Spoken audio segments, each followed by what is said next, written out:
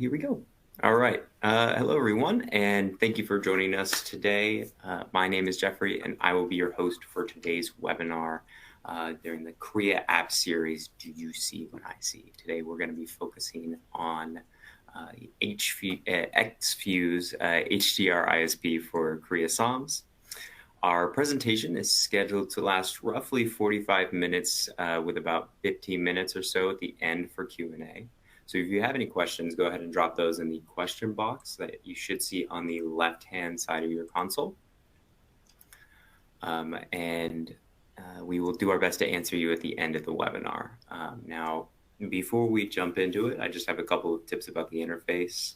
If you want to enlarge any individual window, so you want to make the slides bigger, you want to see our faces a little bit bigger, you can hit the square in the top right of the box to expand the window, or you can drag to resize in any corner. If you're having trouble with your audio, you may need to adjust either your device's volume or the volume in the media player.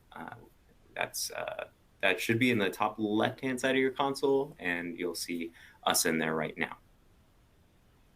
On the right is our related content list that contains a PDF copy of today's slides, as well as some other links to additional resources to help you out with the Xfuse HDR ISP app for Kria SOMs, as well as Kria SOMs in general.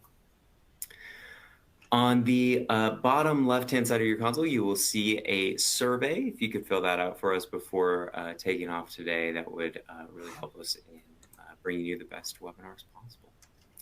And last but not least, you will be able to come back and watch this on demand anytime using the same link that brought you here or on xilinx.com/webinars.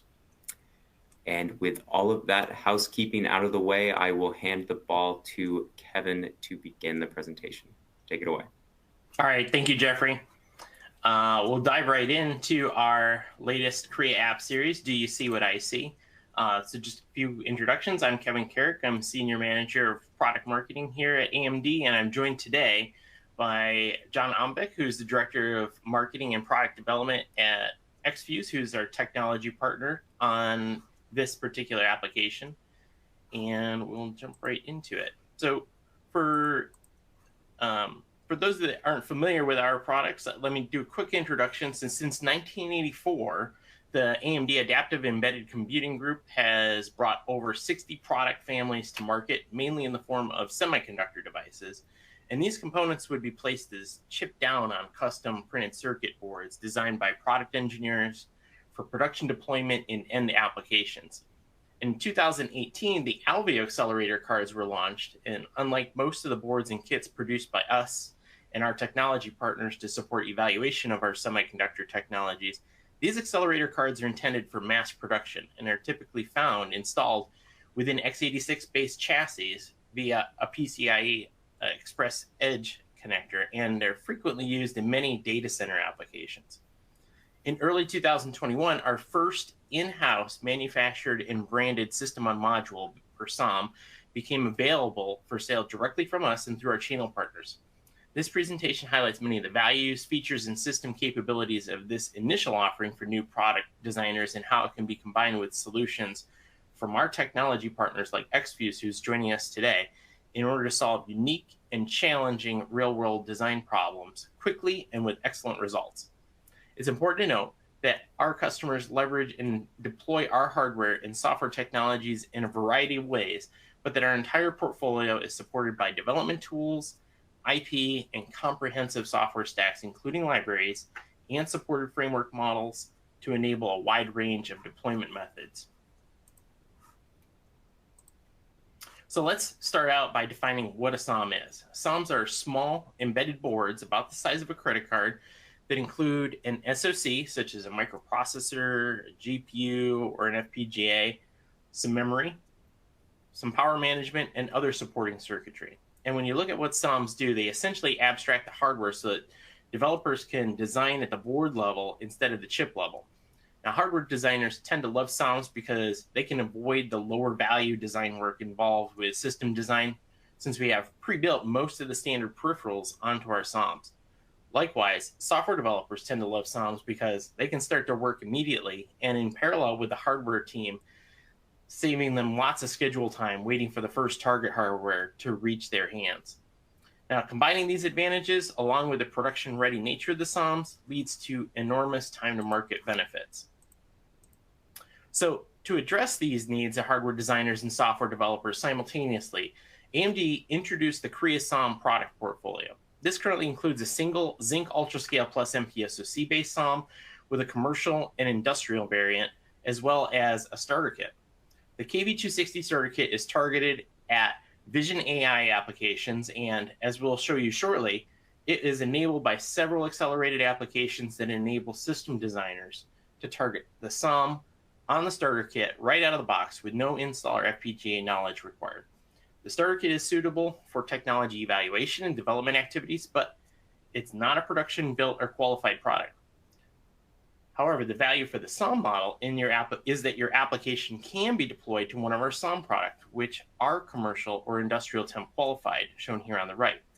To bridge that gap between evaluation and production, the Kria K26 SOM offers an excellent blend of features at an attractive price point for both hardware and software users.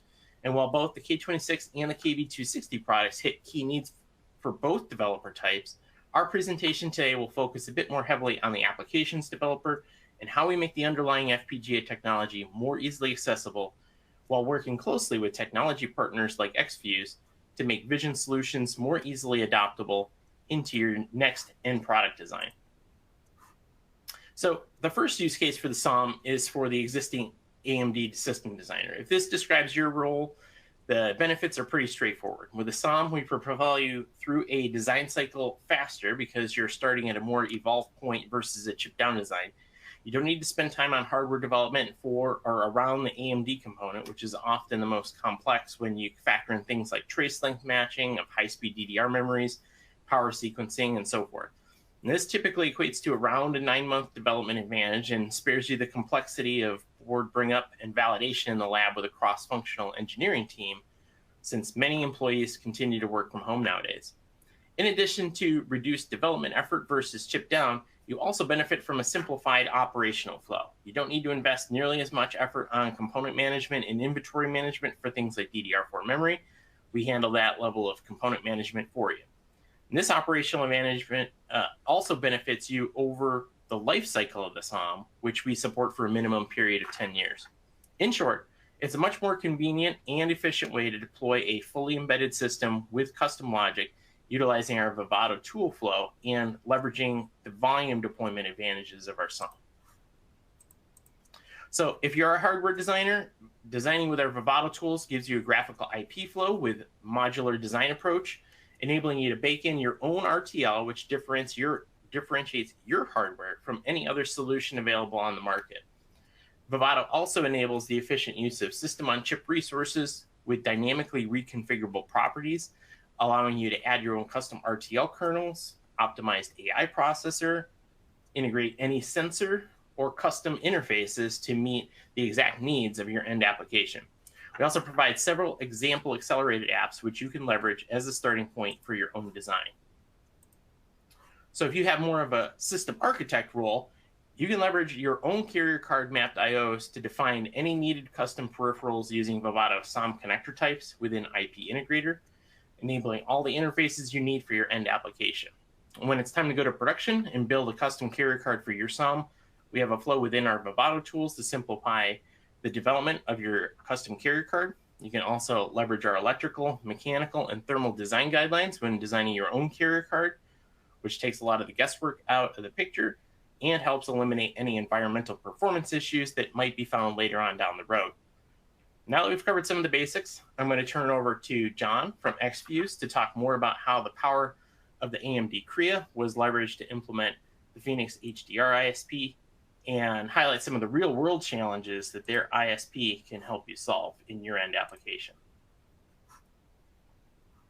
John, I'll turn it over to you.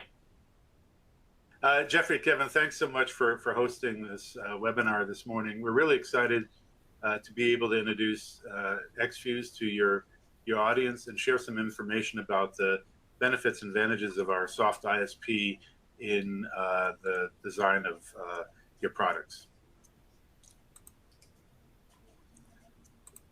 So I'd like to give you a quick agenda about our overview of what we're going to talk about in the next 30 minutes or so. Want to do a brief introduction of Xfuse, kind of explain what an ISP is. It stands for Image Signal Processor, in this case, not Internet Service Provider, so some definitions are helpful. We'll go into a little bit more detail about our Phoenix ISP, our soft design, how different ISPs are used, and sort of compare the advantages and disadvantages of a hard ISP versus programmable soft ISP like we have. And then we'll talk about some of the specific features and advantages of our ISP, and then we'll show the Phoenix ISP running as an accelerated app on the Kria SOM.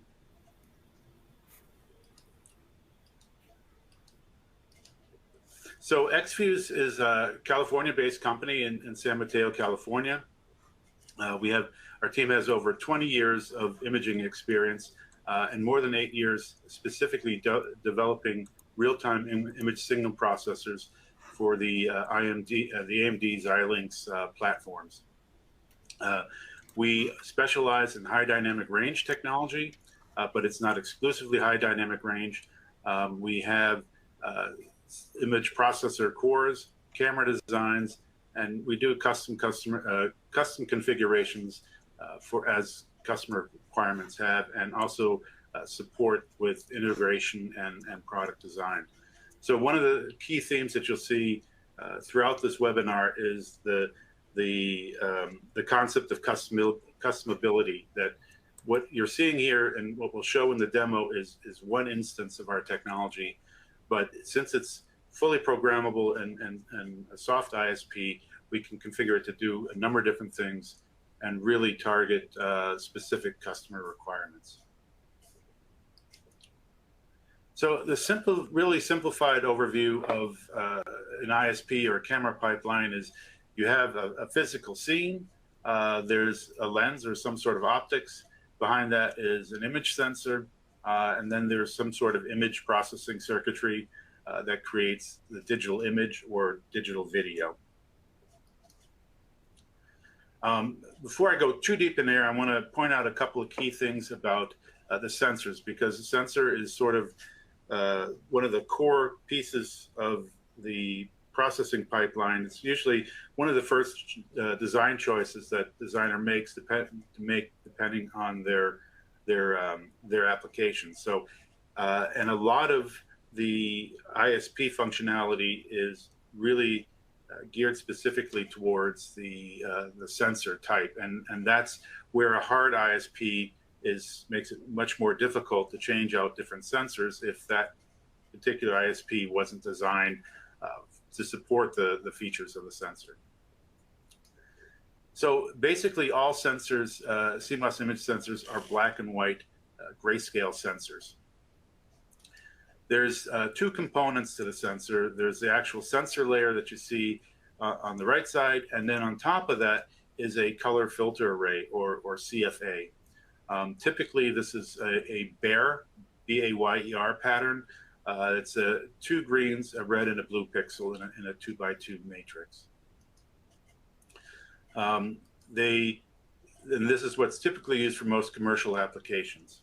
The color filter array is aligned on top of the sensor so that each filter covers one pixel. So each pixel gets the light that passes through the filter to that particular pixel. This is what a raw image from a color CMOS image sensor looks like. It's a dark black and white image.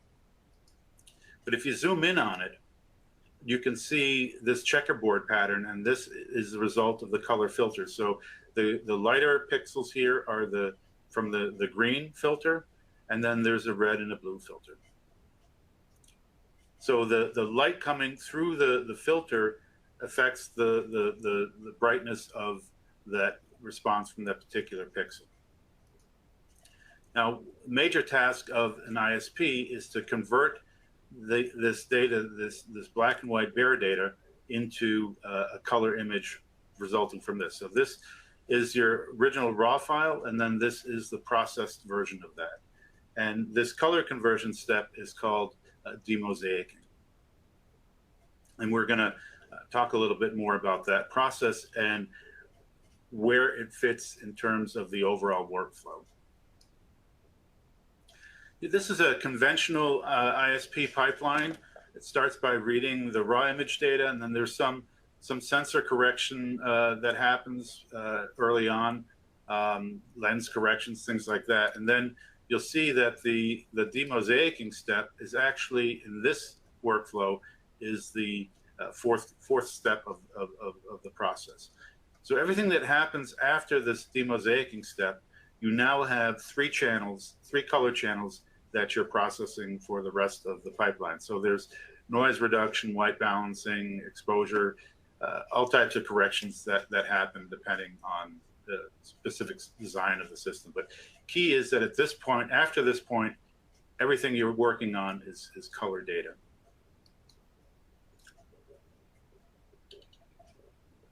By comparison, this is our block diagram.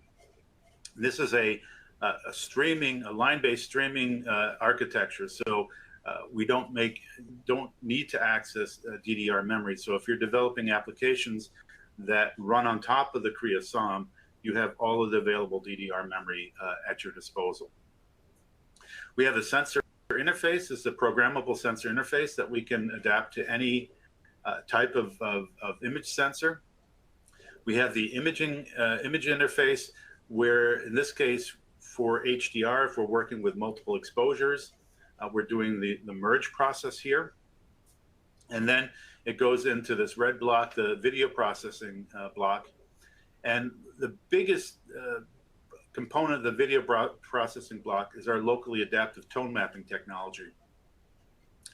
And this is something I'll go into much more detail further on in the presentation.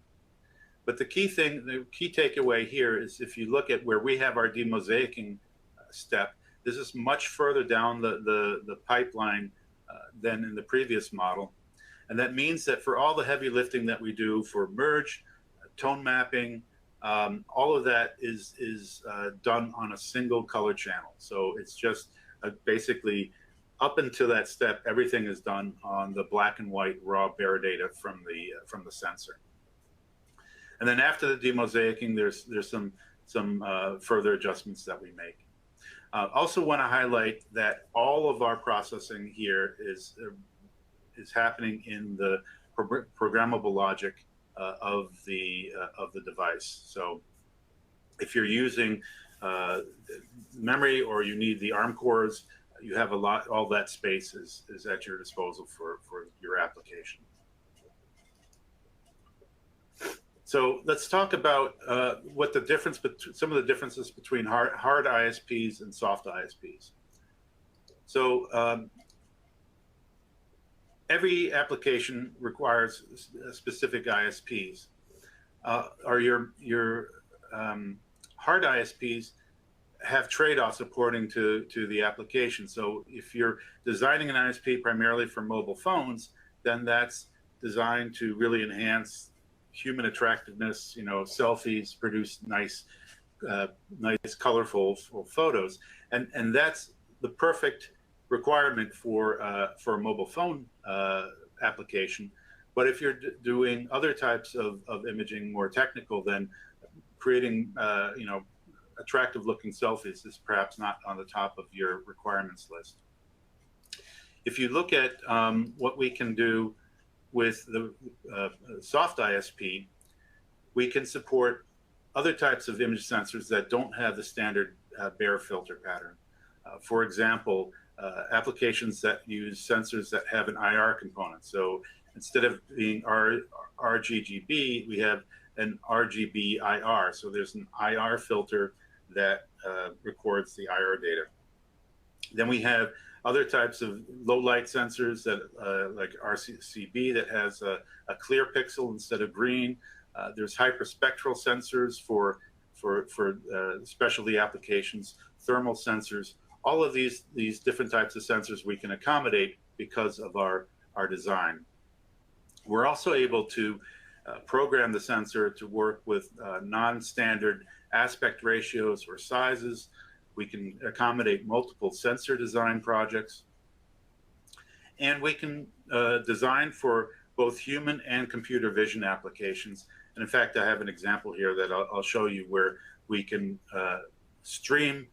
create two separate streams from the same input data, one for visual view on a display, and another that's enhanced to show contrast and edges, for example, for computer vision applications.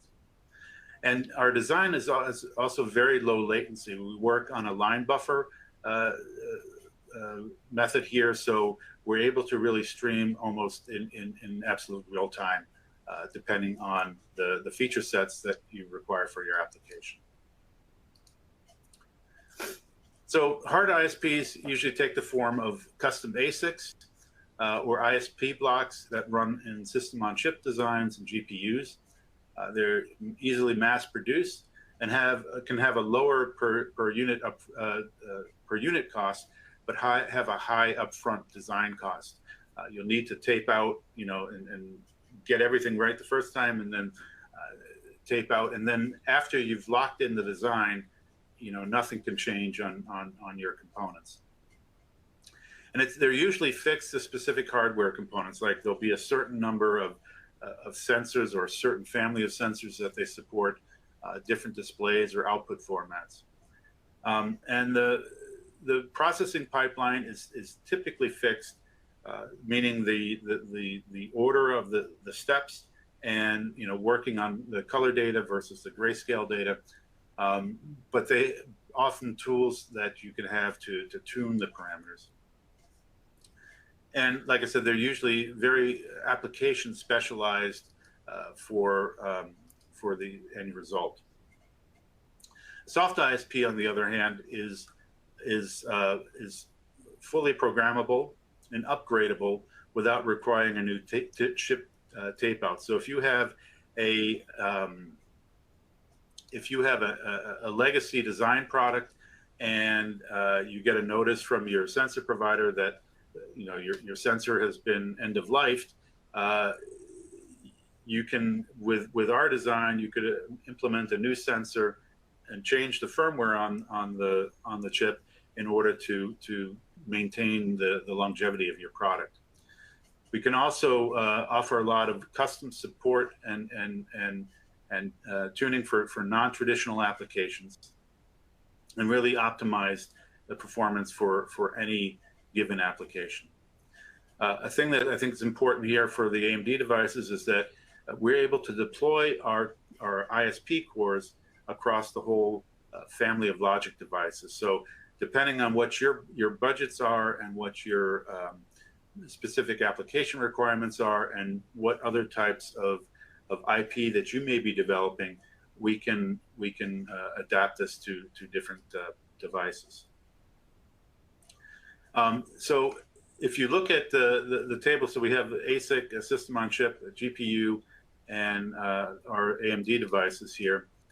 The SoC and GPU devices offer some overall design flexibility with being able to program it to do other things, but the core ISP portion of these devices is usually hardened. So if the specs on the SoC says, we accept these particular Sony sensors or this resolution, that's all you're going to be able to do with that.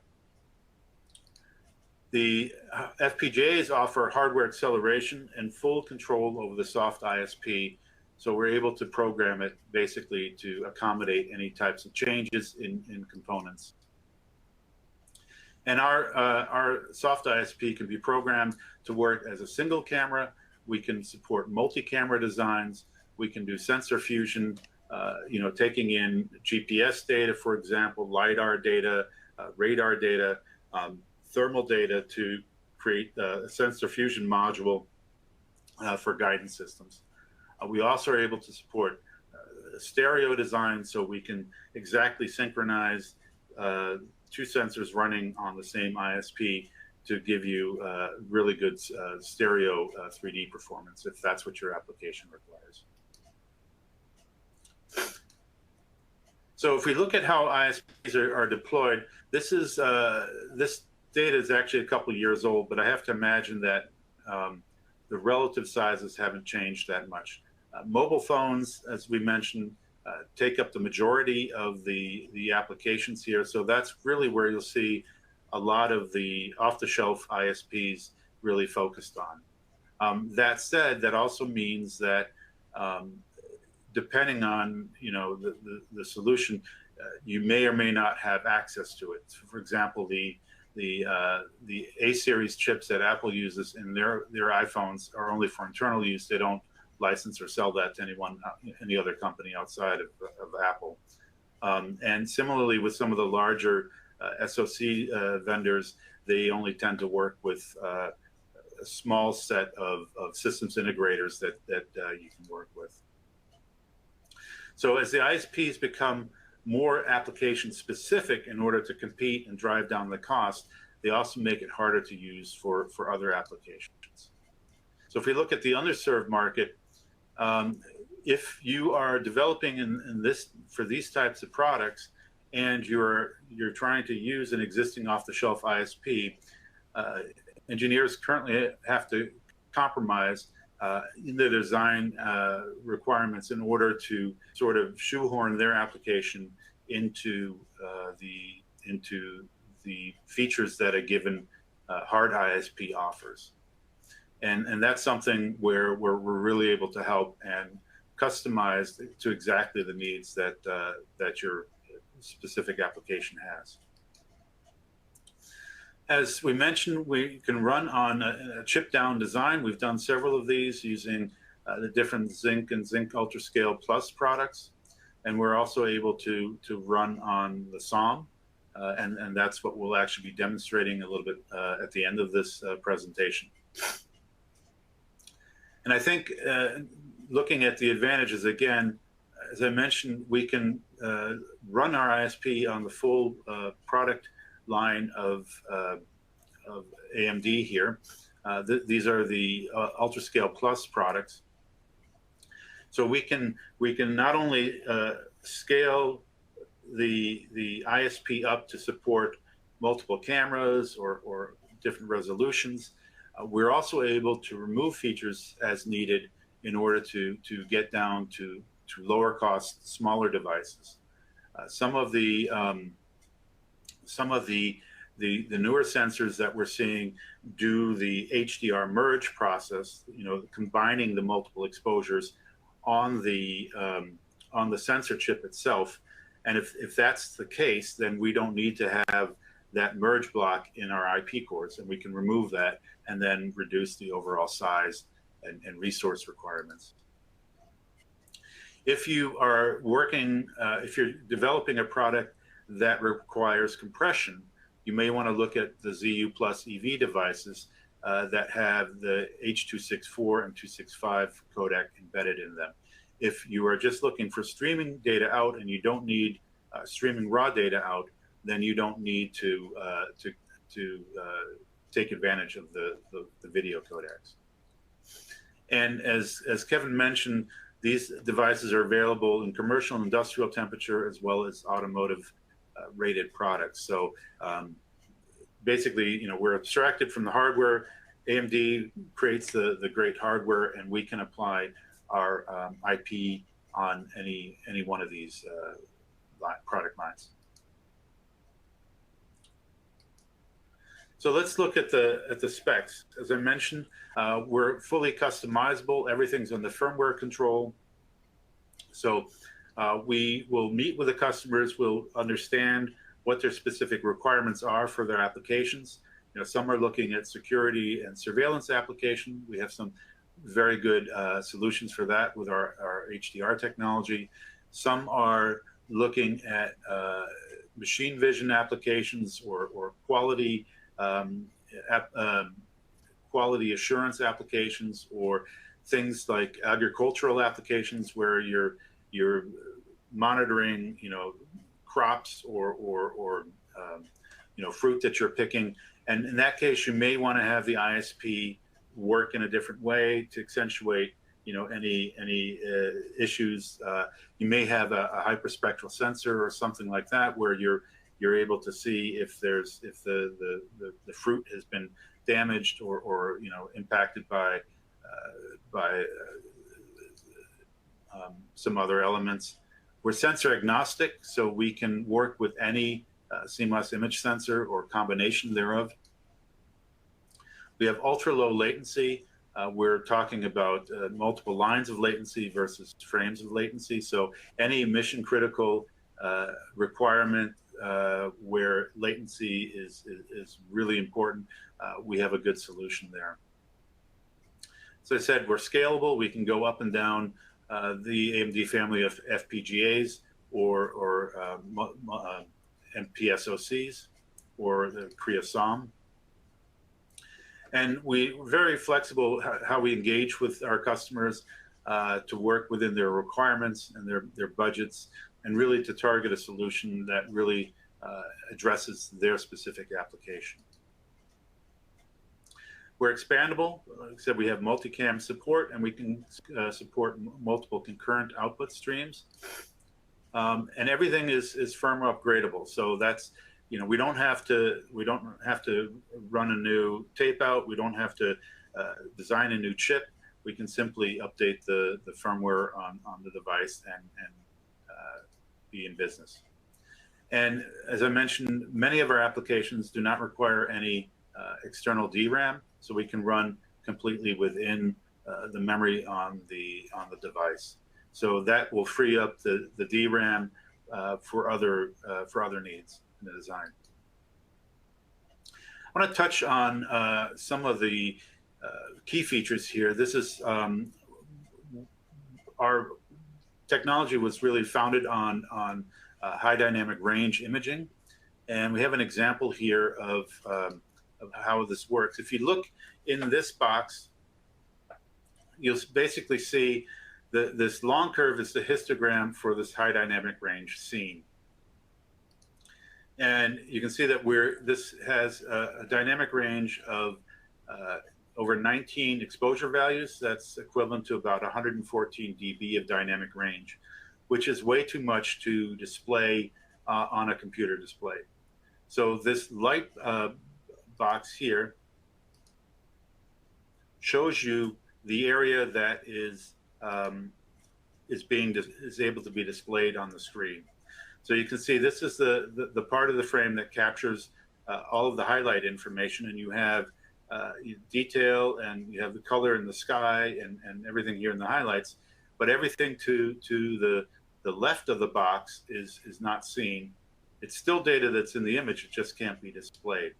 So then we use another exposure that attacks the midtones, and you can see as the white box shifts, we're now able to see more detail inside the cave here, and the highlight detail is starting to blow out. So you're losing color and contrast in the highlights, but you are seeing more in the shadows. Then the third exposure really captures all of the shadow information from this scene. So what we're doing for the HDR capture with, in fact, for the version that we have running on the Kria SOM, is we're capturing 3 exposures concurrently and then merging them into a single HDR frame that we then take for tone mapping. So tone mapping is the next step. Tone mapping is essentially you have more data than you can display. So it's kind of like having 10 pounds of content that you're trying to fit into a 5-pound bag. So there's different ways of doing this. One of the typical ways is called a histogram equalization or gamma correction, where you can see we've now been able to reveal some of the visual data here in the shadow portions, and still maintain some of the highlights, but you can see the highlight data is lost, like the sky is no longer blue, and the color of the bricks have faded. So this is sort of a typical quick and easy way of doing tone mapping. Our approach is really based on human vision.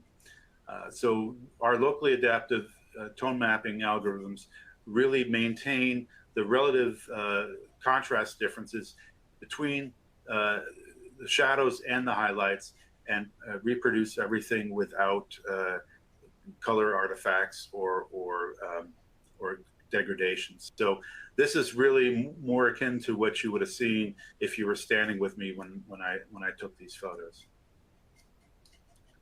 Now, that said, not all tone mapping applications are created equal.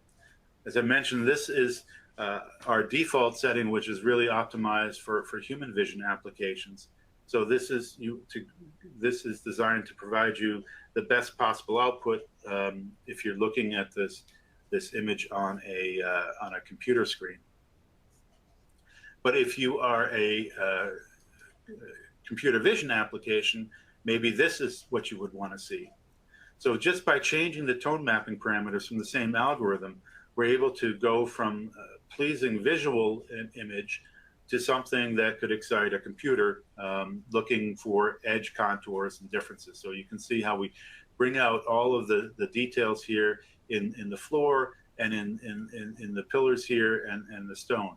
Now we've lost the color and the pleasing colors from the exterior, but this is really something that would help for a vision system or guidance system for an autonomous vehicle, for example. What we can also do with our design is from the same input sensor, the same input stream, we can create two parallel output streams. So you can get both a pleasing visual on your screen to look at while feeding your computer vision algorithms something that it would prefer to see in order to make guidance decisions or avoid obstacles or things of that nature. So again, we want to sort of summarize here. If you're starting with a hardwired ASIC design, for example, you're really locked into a specific sensor and a specific output device, or family of sensors and family of output devices. With ours, we're using the AMD Xilinx parts that are fully programmable. So we can update the software or the firmware on the system and adjust to different component changes. So for example, we can support a number of different CMOS image sensors from different vendors. Just apply a different firmware update and we're in business. We can also support multiple sensor designs. We can support different resolution sensors. And we can also support multiple different output streams. So your design is really targeted targeted to what you need to have as an output from our ISP. So you don't have to pay for or accommodate all of these different outputs. You just let us know which ones you need, and then we can adjust the design to incorporate that. That said, we want to talk a little bit now. Let's shift to the Phoenix ISP running on the KB260. We have the application is downloadable from the Xilinx App Store. It runs as an accelerated app on the KB260 that Kevin mentioned. We've also created an IAS sensor module for this device. So this uses an onsemi AR0239 3-exposure HDR image sensor. We can capture up to 120 dB of dynamic range. It's full HD, 1080p at 30 or 60 frames per second resolution. We've also added a 128 degree field of view manual focus M12 lens to get started with. So you have options. This is a standard lens mount that you can apply different lenses to. And this has the IAS interface that plugs into the KB260 vision boards here. We also provide our Xfuse camera control software, and this allows you to prototype and fine-tune manual and automatic settings, and allows you to save and apply user presets. And that said, I think we're going to show you a brief demo. So let me switch to that.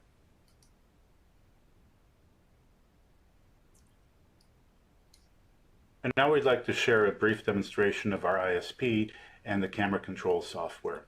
We pre-recorded this video so that we could try and minimize the effects of bandwidth limitations using the Webinar software.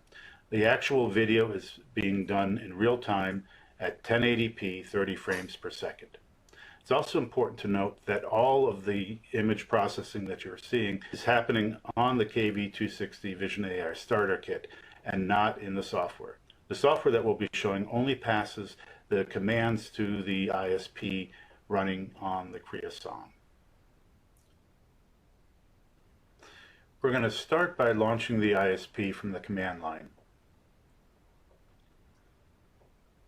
When it comes up, it'll be in default mode, as you can see here on the screen. Now we'll launch the Xfuse camera control software. This brings up the dialog box that we'll use to control the camera with. Now we'll issue the ifconfig command and copy the IP address from the KB260 and insert it into the software and click connect. You'll notice that the software is successfully connected to the ISP when the connect button turns to disconnect and the sliders become enabled on the screen. I'd like to go through and show you some of the settings that you can adjust here using the control panel. It should be noted that all of these settings can be saved as presets and then loaded again and used at a later date. By default, the camera comes up in full automatic mode. You can override these by undoing the auto gain and adjusting it manually, or disabling the auto exposure and adjusting the exposure parameters manually. The brightness slider adjusts the whole histogram up or down for the image, darkening or lightening the whole image by the same amount. If at any time you make a mistake or want to reset the camera, just click on the defaults button and all the parameters will be returned back to their default state.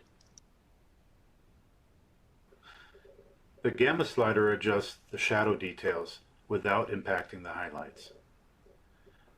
Another tonal control you have is mid-tone boost, which you can enable and disable with this checkbox.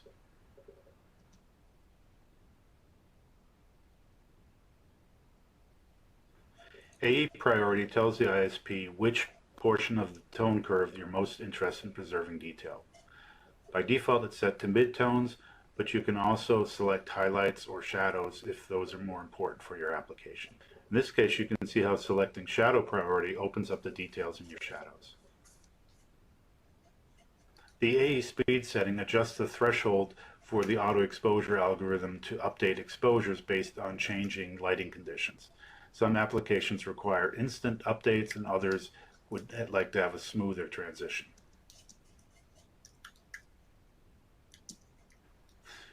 By default, the camera has auto white balance enabled. You can uncheck this and then manually adjust the white balance parameters using the yellow-blue slider and the green-red sliders above.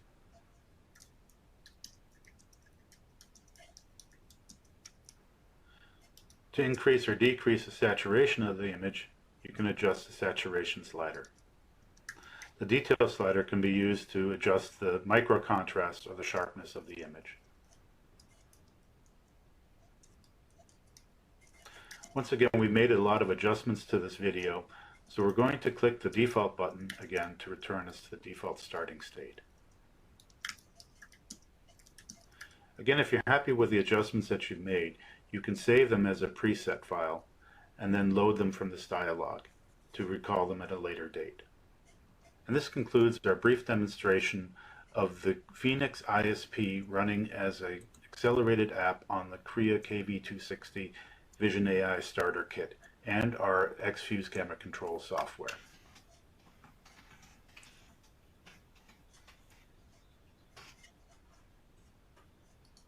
Okay, great. So I wanted to show everyone the hardware that's involved in our technology demonstration today. And hopefully I can address some of the questions that came in over the Q&A. All this hardware you can use to run and evaluate everything that you've seen today on your own with the same hardware that we used in the demo. Now, this hardware includes the Xfuse AR0239 CMOS image sensor shown here on the left, which has been optimized for plug-and-play performance with the Kria KV260 Vision AI starter kit. There were some questions about the basic accessory kit that comes for the Kria. That there is a very basic color image sensor called the AR1335 image sensor that comes with that kit, but it's not capable of doing the multiple exposures that are tied into the Phoenix HDR ISP that John was talking about today. So that one won't work for the pre-built demo that we have available for the Vision AI starter kit. And then, of course, the Vision AI starter kit shown here on the right, which we've discussed today, it comes with a K26 SOM that's mounted to the KV260 carrier board. And as John showed us earlier, the Xfuse camera module on the left plugs directly into one of the camera expansion ports on the KV260 starter kit shown here on the left. So once these are connected and the KV260 is up and running with our pre-built embedded Linux SD card image, you can load the Phoenix HDR ISP app directly to the board. And as a reminder, all these hardware pieces shown here today, they are available to order today. Somebody in the Q&A did ask about like whether or not we have any in stock here at AMD. I think we have a 12-week lead time on the boards here, but we do have distribution partners that have boards immediately available in stock. And somebody asked about the pricing. Some distributors do have additional cost that's associated with those carrier cards, but you can still find other distribution partners in the Americas and in EMEA regions that offer the KV260 basic starter kit for the same MSRP of $240 US. So lots of options out there for being able to get the hardware. AR0239 camera modules, they're available from Xfuse. And just to kind of summarize here, the response to Kria, the SOMs, the starter kit, the App Store, and the value of our applications brought by technology partners by Xfuse. These have exceeded all of our expectations when we launched back in 2021. And this furthers our commitment to simplify the embedded design in the applications, and we can have the greatest impact by bringing adaptive computing benefits without the complexities associated with traditional FPGA design. So I'd like to leave you a few additional resources which you may find helpful in evaluating this solution in your next embedded application. The first two are direct links to the hardware shown in the previous slide.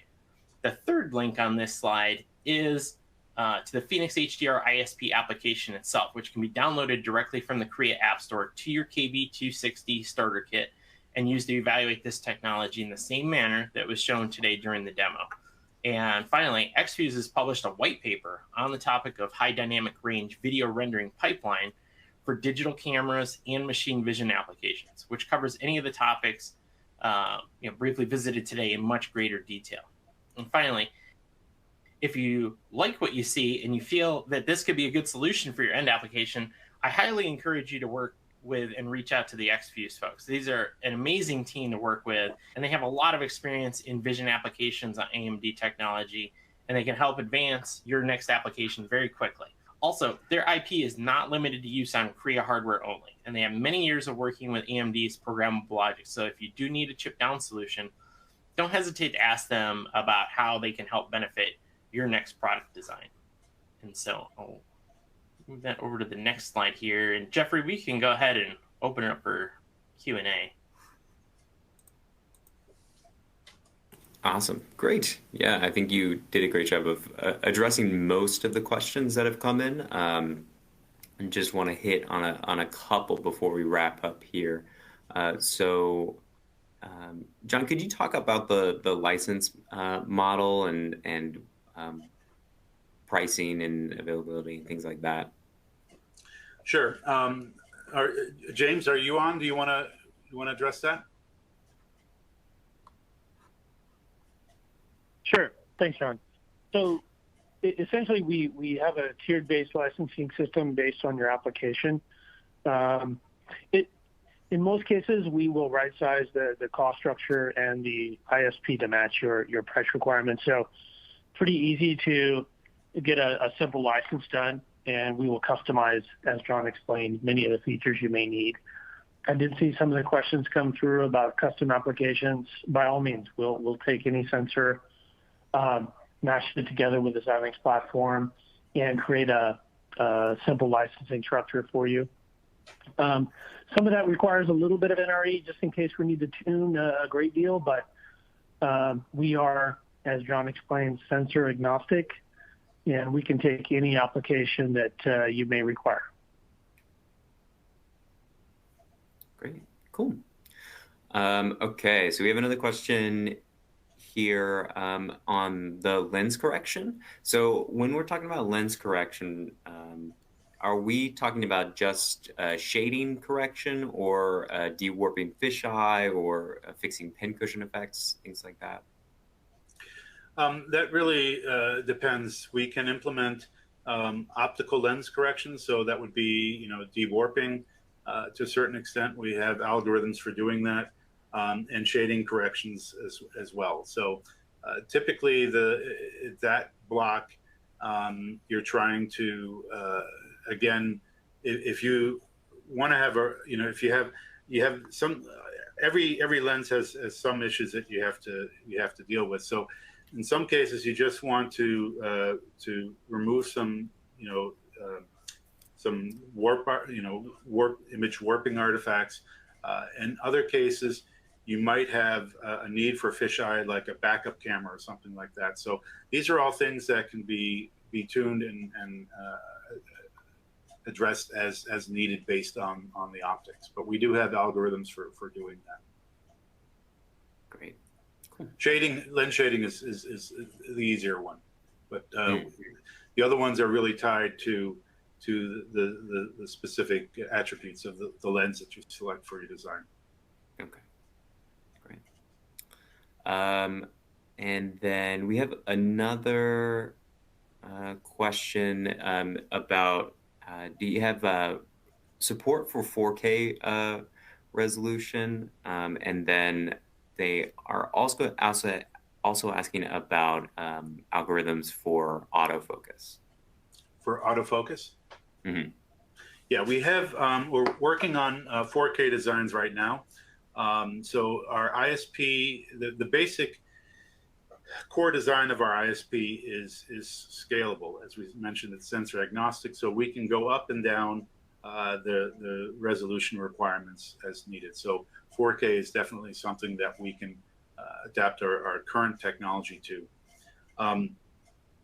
The question about autofocus, we have designed algorithms for autofocus systems, and that's very lens dependent, depending, if it's a zoom lens and the motors and all that capability. So the basic function of being able to see, is the lens in focus or not, we have that. But the specific customizable thing would be, adapting a design for that would actually drive the motors in the specific lens that you've chosen for your application.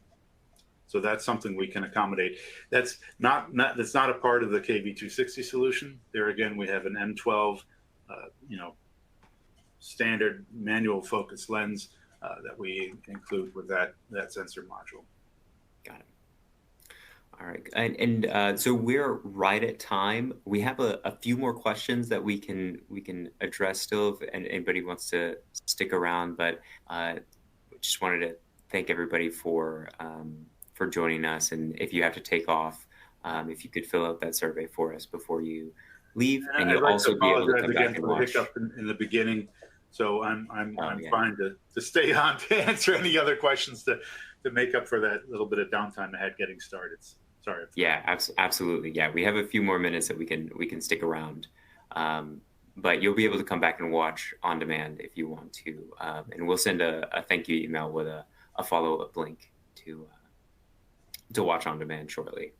But we have another question about latency. John, could you touch on the amount of latency that we're seeing in the app here? Yeah, this will depend again on the design of the system, the components used. We have done designs that had very low latency, sort of, on the order of 20 lines of latency, which is incredibly fast. For most of our processing, as I mentioned, we're working on a line-based interface. So we don't need to fill up a frame buffer, read a frame buffer back, and apply it. So that type of latency is not in our basic design. That said, if you're looking for specific features like temporal noise filtering, where you would compare, not only filter the noise within an individual frame, but then compare multiple frames together to average out the noise between multiple frames, that would be a design then that requires a frame buffer to store the previous frame to compare it to the current frame to the next frame. So that design would have some latency, but the basic design, this straightforward streaming product that we have, is very low latency. Got it. Great. Let me see here. So I think we've addressed the bulk of the questions. Kevin or John, any other questions you're seeing you want to get to before we close for now? I think there was one that I noticed. It's a question about the KR, your robotics kit? Yeah, that's a really good question. I think it came up a couple times, so I can address that one. So the KR260, that one's really targeted more towards robotics applications requiring a high frame rate image sensor. And so it only has an SLVS EC image sensor port on it. And so that SLVS EC is not form factor or signal compatible with the IIS camera module that you see with that AR0239 camera module. So for those of you that have a KR260, I wouldn't recommend trying to attach the AR0239 camera module on there. There's no available camera port on there, but we do have an available camera port on the KV260. So your best bet in terms of compatibility and everything is to go with the KV260 board. That said, the IP can be modified to run on the robotics kit and run with a different sensor if needed. So again, that's goes to the flexibility of our design, being able to port to the different devices. I think that as Kevin mentioned, the limiting factor here is the hardware ports on the specific starter kits. So the KV260 has that IIS interface that we designed this sensor module specifically to work with. If you have an application that's running on the robotics kit and you want to use that, then there are things that we can work with you to customize our IP to run on that as well. But that's not a shipping demo product that we have at this time.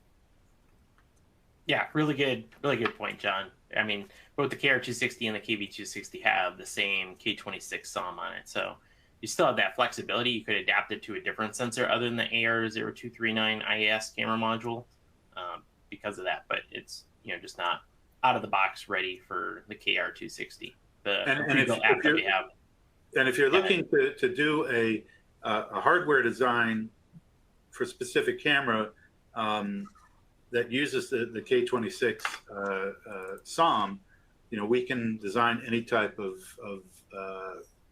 sensor interface, or if you have a standard MIPI interface in your design, then we're able to take advantage of that. So this KV260 design that we have with the IIS sensor module is really just to provide a standard demo platform that AMD Xilinx has developed, and have the functioning HDR capabilities with that sensor module.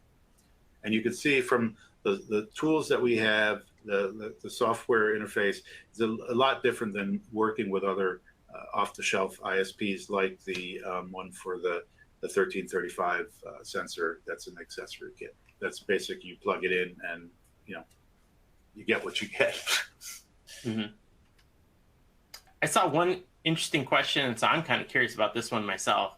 Does the Phoenix HDR ISP support monochrome CMOS sensors? I know you mentioned something about hyperspectral image sensors on there, and I was wondering if maybe you could elaborate on that. Of course, yeah. Monochrome, like I said, our whole processing pipeline is done on raw bare data, black and white data. So if you're starting with a monochrome sensor, then that sensor package doesn't have that color filter array on top of it. So it's just a sensor, or maybe there's some filter that's single filter that's across it. So yes, we can support monochrome. Our tone mapping applies to everything. So we can do monochrome, we can do thermal false color, we can do X-ray, we can do hyperspectral.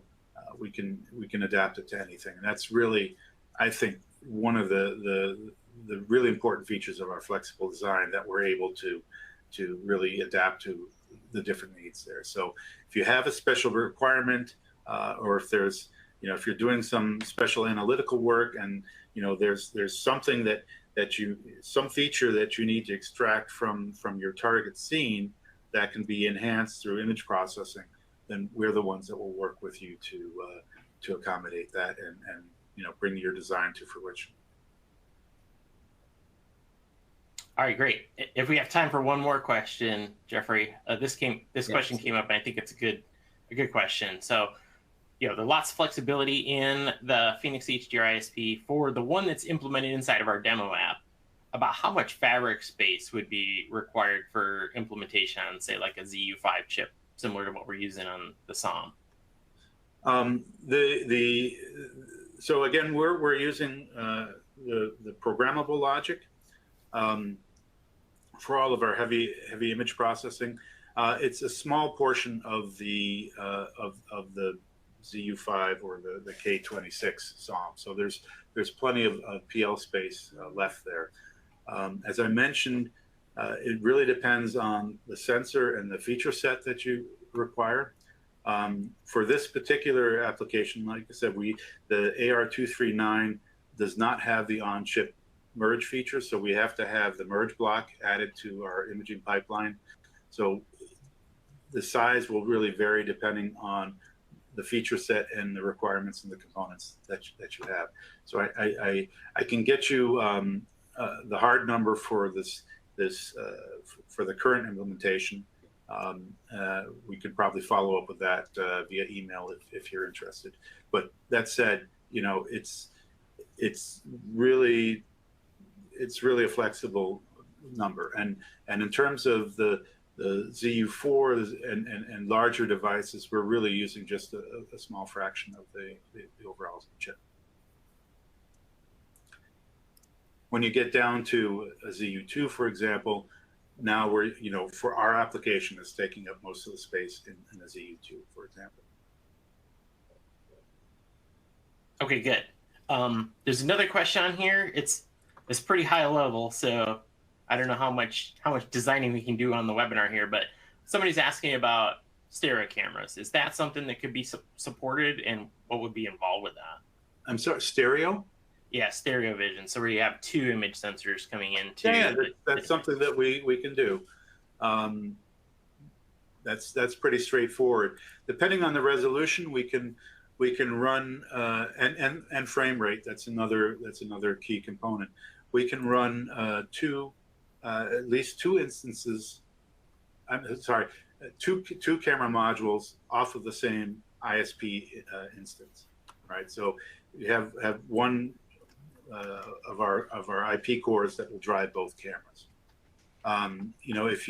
If you have larger devices or require higher frame rates, then we can size that we can run multiple instances of the ISP on the same chip. So stereo cameras is something definitely that we've researched. There's a lot of there's some design complexity in that you need to synchronize. In order to get the good stereo, you need to have obviously the fixed distance between the sensors that you're trying to apply, and then you also need to synchronize the auto exposure information so that they both have the same exposure, and then you have to synchronize the frame rates so that you're not getting your left right eye cameras looking at different points in time, right? So all that synchronization is really straightforward for us to do, and it really makes it easier for us to do that type of design. We've also looked at designs that require different types of sensors. One, like for that faces backward, one that faces forward, one that maybe is running on infrared. As I mentioned, we do the concurrent, can do concurrent output streams. So in our RGB IR design, that's used, for example, in automotive in-cabin cameras that will look for driver awareness, or there's new ones where cars are having cameras that will have cameras facing the rear seat so that you can see, what the kids are doing, and then those have RGB IR sensors, so they can work with under normal daylight conditions, but then switch over to black and white infrared illumination for dark night scenes. So we're able, from that sensor, we're able to provide, like I said, with the computer vision example and human vision example, we're able to provide the full color output from an from an RGB IR sensor, as well as the black and white infrared signal at the same time concurrently. So you can either switch between the two, or have one go to display and the other go to computer vision algorithm. That's all possible. So the concurrent output streams is important. Flexibility of using different types of sensors in the same design. So you might have a higher resolution sensor pointing in one direction and a lower resolution sensor pointing in the other. These are all things that we can customize and really give you a big advantage in your designs. Okay, great. Yeah, we got a number of people have dropped off, but there's still a lot of people sitting around and asking really great questions. So I think you really kind of inspired a lot of people to think about their end application needs here, John. Mohammed asked a question. It's more like, I think, a business question, so maybe James can help us out here. So for custom application development, requirements analysis, to final prototype delivery, what can Xfuse help designers with?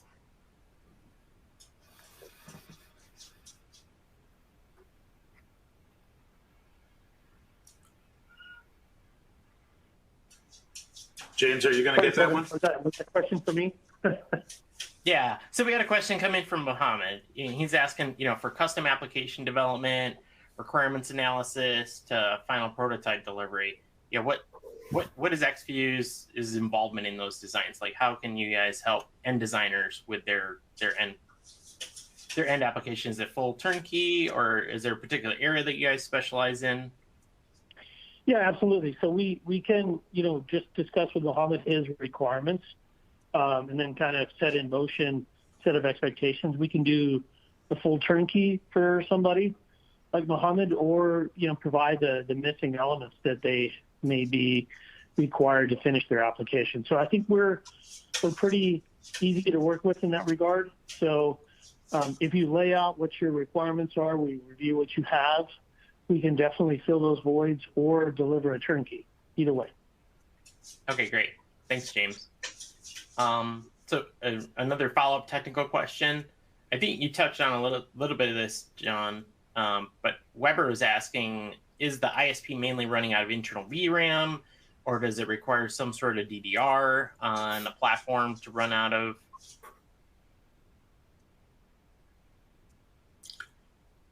Yeah, it's using the internal DRAM from the on the K26. So yeah. This instance that we have right now, like I said, works real time in the programmable logic and within the memory of the device itself. So without external DRAM or external frame buffers. If your application requires something like a temporal noise filter or some other buffering technique, then that's something that we can implement. But the basic design is designed as a streaming process. So sensor to output basically is the workflow there. And that said, if you have a design where you need to create compressed video, H.264, 265, then the options of the UltraScale Plus EV parts is really helpful, and obviously the K26 has that functionality as well. Okay, good. Another question just came in asking about Phoenix HDR ISP, is this available as a source code license or is it available as a netlist license? It would be a netlist license. We don't license source code.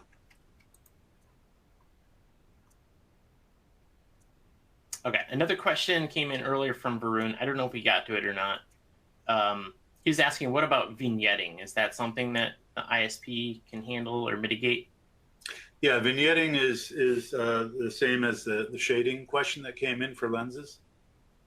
Okay. So that's something that we have algorithms that we can deploy for that as well to basically equalize the exposure. I guess for those, vignetting is an optical artifact where the center of the lens, the field in the center of the lens is brighter and then tapers off as it gets to the corners. So there's corrections that you can do, shading correction or vignetting correction, that will equalize that. So if you point the camera at a flat gray wall, you'll get a flat gray image across the frame, and that's something that we have algorithms to do as well. Okay, good. And one other question here from Arun. He is asking, is there any royalty involved when licensing the IP and when shipping end products? That one I'm going to let James field. All right, are you still there? No, typically we just do a straightforward license, based on what your volumes are in a time frame. After a certain period of time, not really looking to penalize customers with a royalty. Okay, great. Thank you. So we did have a question come in from Martin. He's asking, does the demo application implement HDR? If yes, how can it work without external frame buffer and DDR4 memory? Which I think you talked a little bit about it, but maybe you can summarize that again. I'm sorry, could you repeat the question? Yeah, so they're asking, does this demo application that we showed, does it implement the HDR? And I think the answer is yes, it definitely implements the HDR, but then he's asking, well, how can it work without the external frame buffer in DDR4 memory? How does it do that? Because we're doing this in real time on streaming data, so it's a line process versus a buffer process. So we're able to do the. I guess I should have highlighted that we do the merge, the correction, and the tone mapping, all streaming in real time at 30 or 60 frames per second in this platform, in the KB260 design. So we're able to work, again, with internal memory inside of the K26 SOM, and we don't need to use the external DRAM for this design. Okay, good. Another question from Arun. He's asking, can John share his contact info? So I'm just going to put this out in the Q&A for everybody. So you can reach John and the Xfuse folks via the info@xfuse.ai email alias shown on the screen. Yeah, feel free to reach out to us, and we'll get back to you as soon as possible with any other detailed questions that you might have. We look forward to engaging with everyone, and yeah, look us up.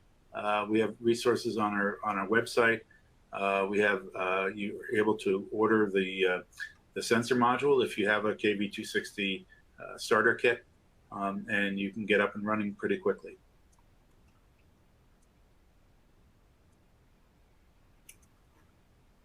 Okay, great. Jeffrey, I think we've addressed most of the Q&A that we're able to answer. I think we're good. We're a little bit over. So thanks everybody for sticking around, and thanks John and Kevin for crushing through all these questions. Really, really great questions came in, and I'm really excited about all the interactions that we've been able to have today. So like we said, if you have any more questions, go ahead and reach out to Xfuse using the alias that we have on the screen now, and just reminders that you can always come back, watch this on demand, and if you could fill that survey out on your way out. So thanks everybody. I hope you all have a great rest of your day. Great, thanks. Bye. Yeah, thanks everybody. Thanks for hosting us, Jeffrey. Yeah, of course. Always. Thanks, John. It's a pleasure working with you. Great. You too. Thank you very much.